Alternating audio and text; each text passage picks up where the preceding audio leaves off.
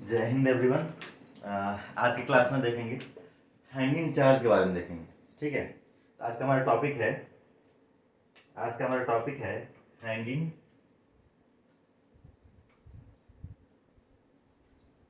Charge के बारे में।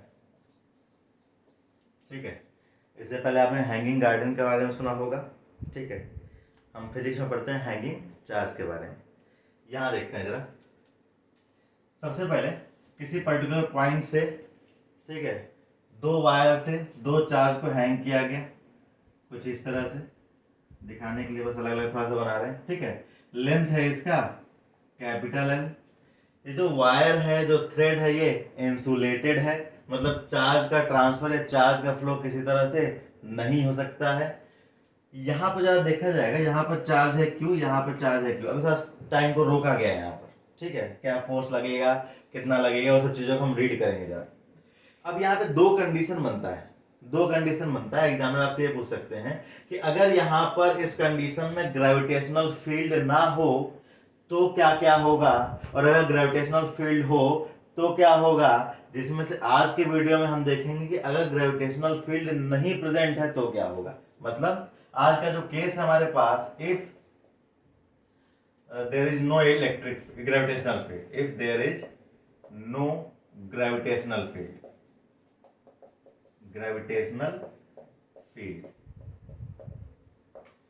साथ में वो ये भी कह रहे हैं कि इसका भी मास m है, इसका भी मास m है, दोनों का मास सेम है।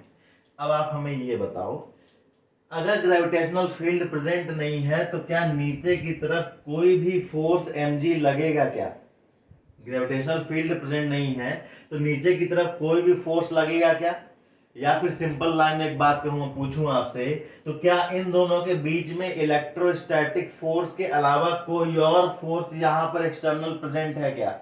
ऐसा एज्यूम करके चल रहे हैं कि यहां पर केवल यही दो चार्ज प्रेजेंट है। ठीक है, कोई और प्रेजेंट है क्या? नहीं। यानी इन दोनों के बीच में केवल और केवल इलेक्ट्रोस्टैटिक फोर्स होगा।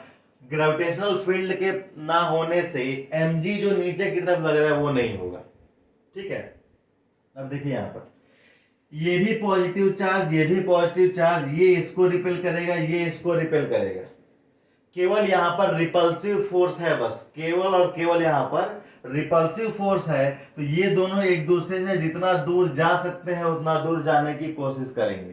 तो मान एक डायग्राम यहां पर बनाते हैं। अगर मैं कहूं कि ये दोनों कुछ इस तरह से यहां पर रहेंगे, मतलब ये लेंथ L यहां पर, एक वायर का लेंथ L है और ये लेंथ वायर का L यहां पर, चार्ज है Q, चार्ज है Q।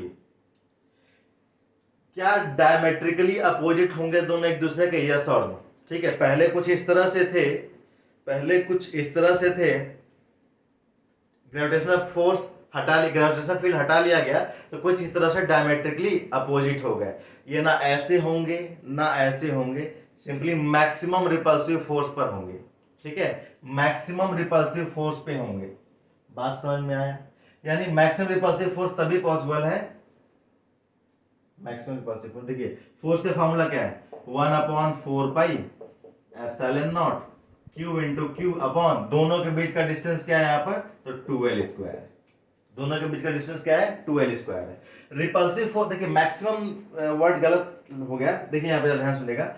इन दोनों की जो रिपल्सिव फोर्स होगा तो ये मैक्सिमम दूरी तक जाना चाहेंगे एक दूसरे से। क्या करेंगे? ये एक दूसरे से जितना दूर जा सकते हैं उतना दूर जाएंगे, लेकिन अभी भी तो लिमिटेशन है ना। इस धागे को ब्रेक करके या इस वायर को ब्रेक करके तो बाहर नहीं जा सकते, इस वायर को ब्रेक करके तो बाहर नहीं जा सकते।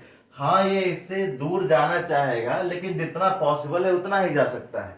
तो मैक्सिमम दूरी कितना हो पाएगा, 2L का होगा। जैसे आप इसके ऊपर लेके आओगे 2L से कम डिस्टेंस हो जाएगा, जैसे आप इसके नीचे लेके आओगे 2L से कम डिस्टेंस हो जाएगा। इसमें क्वेश्चन क्या क्या पूछते हैं, एक तो ये फोर्स का एक्सप्रेशन का क्वेश्चन पूछते हैं, दूसरा क्वेश्चन क्या पूछेंगे कि फोर्स का एक्सप्रेशन मतलब इन दोनों के बीच का, फोर्स का एक्सप्रेशन मतलब इन दोनों के बीच का, दूसरा इन वायर के बीच का कितना एंगल, तो वायर के बीच में 180 डिग्री एंगल, एक ये क्वेश्चन आता है।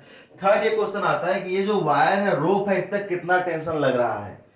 तो टेंशन हमारा T कुछ इस तरह से लगेगा, टेंशन हमारा T कुछ इस तरह से लगेगा, और ये T जो है, जो जितना ये फोर्स, रिपल्सिव फोर्स जितना फील कर रहा होगा उतना ही टेंशन होगा हमारे पास।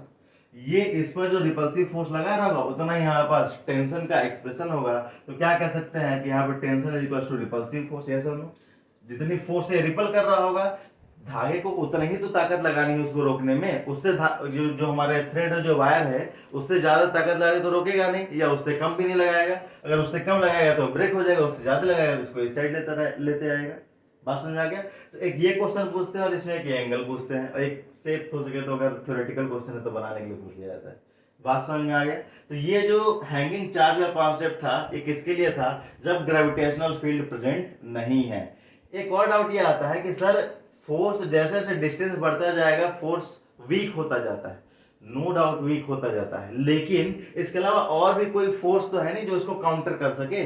वीक होगा लेकिन इस फोर्स के अलावा, इलेक्ट्रोस्टैटिक फोर्स के अलावा और कोई फोर्स यहां पर प्रेजेंट ही नहीं है जो उसको काउंटर कर सके। यानी तो उसको अगर देखा जाए तो जितना मैक्सिमम दूरी तक ये जा सकते हैं उतना मैक्सिमम दूरी तक जाएंगे बिकॉज ऑफ रिपल्सिव फोर्स। बस यही कॉन्सेप्ट इसमें लगता है। ठीक है, जय हिंद।